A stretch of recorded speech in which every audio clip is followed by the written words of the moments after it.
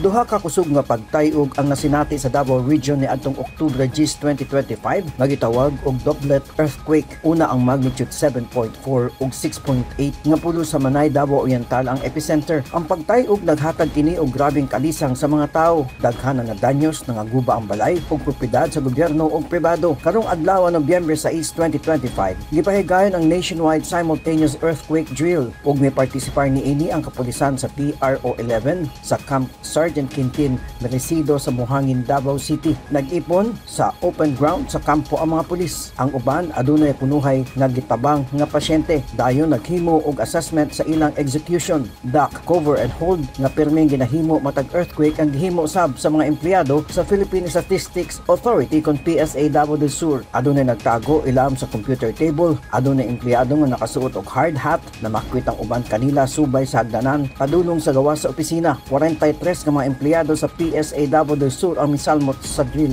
Karon ang katapusan nga earthquake drill sa tuig 2025 nga regular nga ginahimo sulod sa usa ka tuig. Gipangunahan kini sa NDRRMC nga ang tumong mao ang pagpalig-on sa angay nga buhaton panahon nga motay og ang kusog nga linog. Peng Alinyo, Newsline Philippines. Stay safe.